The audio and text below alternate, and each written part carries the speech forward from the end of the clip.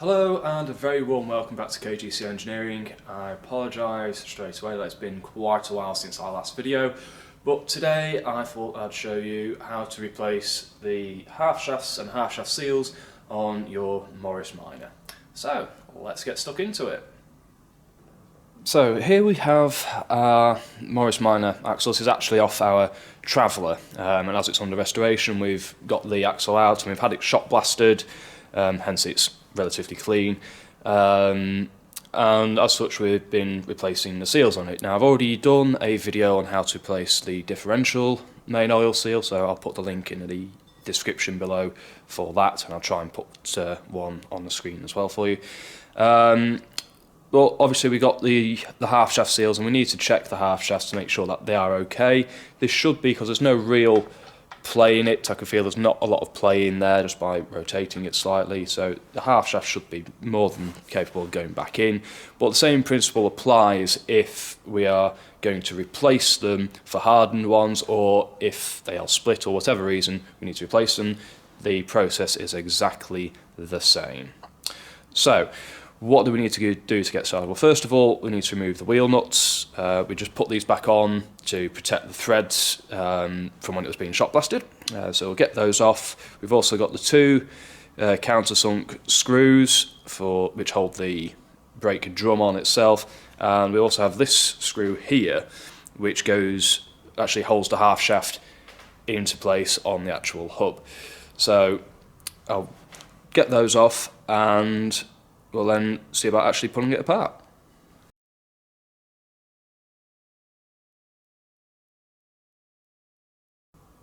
So now I've got the four wheel nuts off, the two screws out, and the main screw. Now you might have noticed in the time lapse there that I had to get the impact driver on this centre one.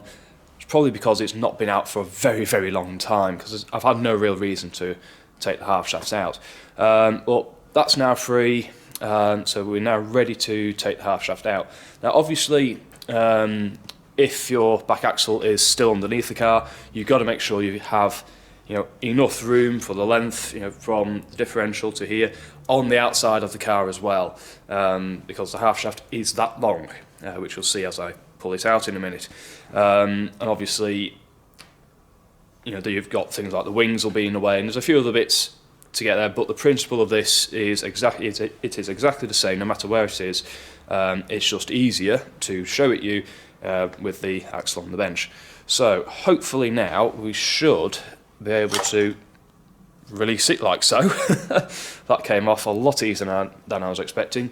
I'm just keeping it as straight as we can. I'm just going to pull it out. Just going to grab a rag because it's going to be covered in oil. As you can see, it's long, and there we are at the end. So what we're looking for on the end here is that all these splines are straight, clean, and there's no obvious burrs or excessive wear and tear on them, and to be honest, they look pretty damn good. So that one I'm pretty happy to put back in. So I'll just pop that to one side for a minute, out of the way.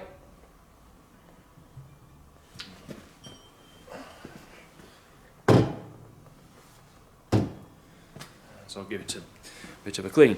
So what we're left with here now is obviously the main hub, and there will be oil coming out, and I can see it's starting to dribble down there.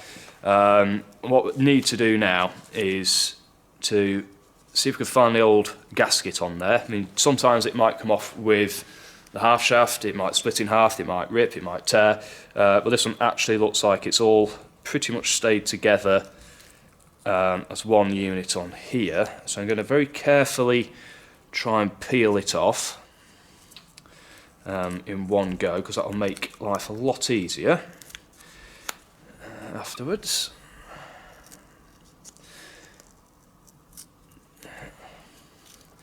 Now these gaskets, they are excessively cheap. I think they're about 15-20p or something like that, so to replace them it's just worthwhile doing. So there we are, we've got the whole gasket off, and like I say, you can get brand new ones of these very, very cheaply from all the usual suppliers. So if you're ever taking a half shaft out, it's always worthwhile replacing the gasket on it. So what needs to happen now is we need to give the surface that the gasket was on a good clean, make sure it's nice and smooth. Same on here, the same on the back of the half shaft where that attaches on, and then we're ready to put the new gaskets on. Now if we wanted to take the hub apart, this is the point we do it. We'd have to undo this bloody great big nut and take it apart, and it would all disassemble, but as it's nice, there's very little play in that, if any at all, that I'm more than happy to leave in place. So I'll start getting it all cleaned up, and then we can see about starting to put it back together.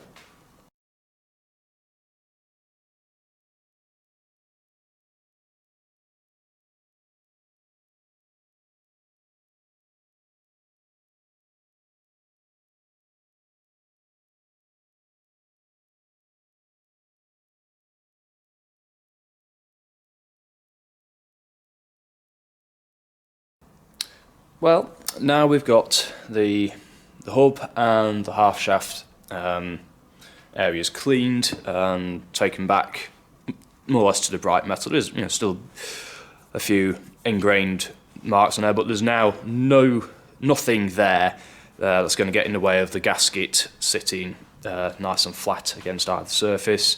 I've made sure I've cleaned out any sort of dust or debris from around the bearing, because obviously we don't want that mixing up in there. So this essentially is now ready to have the new gaskets put on. I have one here which is ready to go on. Now usually I will put on a sort of a jointing compound. This is Stag's Well Seal. You can use any other brand that you wanted. I usually put this on more to help the gasket give an extra bit of seal. These are 50, 60-year-old mechanical parts. There is going to be some wear and tear and places where they're not perhaps going to seal perfectly. You're not going to get a perfect machined edge on here unless it's a brand new product. So there's always going to be a few little dents, a few little knocks here and there on it. So by putting the well seal on each side of the gasket, it just allows that to really have a good solid seal on it. So hopefully we're not going to have any oil dripping out of the hub on us for a good number of years. Now this stuff not only smells nice, but is exceptionally sticky as well. So usually, instead of trying to put it on my fingers, I'll usually try and put it on one side of the gasket. You can sort of see it's coming out a little bit tarry. It does get a little bit runny, but as it's quite cold in here, it may be a bit more treacly. Like I said, there is other products you can get which are very similar.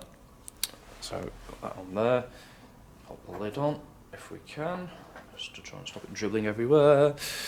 And what you've got to remember as well is to make sure you get all the holes lined up in the right way. So we've got the additional 3 holes for the screws as well, and it should just pop on. It might need a little bit of wiggling to help it.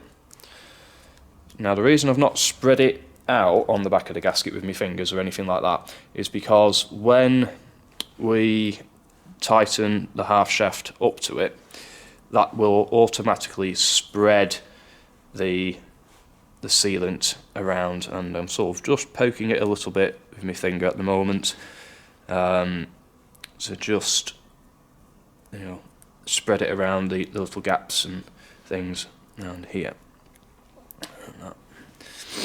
So now I've actually managed to get some on my fingers, which I was trying not to do, but hey ho, one of those things. And there goes the lid on the floor.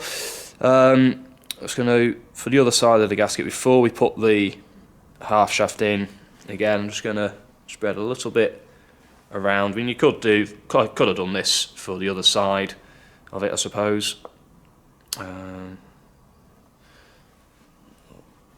Not to worry, there'll be plenty on there, and don't worry about it going into the bearing surfaces. It's once it has, it never actually dries out, but it's not. It doesn't degrade oil. It doesn't degrade bearing surfaces or anything like that. It is literally just a sealing compound, so all it does is just seals the gap, and most of it is probably going to soak into this little paper gasket anyway, to help, like I say, seal the joint up to hopefully stop any water getting any oil coming out of your rear axle. So that's that. Give me hands a bit of a clean. So now that I've obviously cleaned up the half shaft as well, like I say, if you were replacing one, or you wanted to replace one with a hardened one, or you know, like for like, if the splines had all got damaged on the end, then this is the time when you'd be putting in the new one. So it's pretty much the same principle as, well, it's the opposite of when we took it out. So just slide it in, and we've got to try and keep it as level as we can, and eventually we'll hit a certain point there, and this is where we've got to try and wiggle it, because we need the far end of it to go in to the differential. So again, if you've got to take the differential off for any reason, you need to take the half shafts out. So again, making sure we're lined up for our extra holes, and just hopefully you can sort of hear that it's wiggling about. There we are, I found the hole. Well, what that's just slotted into is basically another bearing carrier around the neck, right down here somewhere, before it goes into the actual differential itself. And as we've not moved anything else, and it should slot back in like so. So that's nice and simple. So now it is a case of just putting in the screws which we took out. So put them back in. And because we've got a new gasket on there, what I'm actually going to do as well is, so that we get a nice even seal all the way around, is I'm going to put about half a dozen or so washers on each wheel stud, because that then takes it just off the plain shank, and then what I can do is, if I put the wheel nuts back on, it will ensure that the half shaft is sitting against the hub really nice and flat. I mean, you possibly could go with the flat side of the wheel nuts, but I just put them on in the normal way because the washers are going to take up the space of it. So I think by getting those on, just nip them up a wee bit. Remember, it's always opposites when we're putting gaskets and wheels and things on, so we're not going to nip it right up just yet. Let's just get them on there,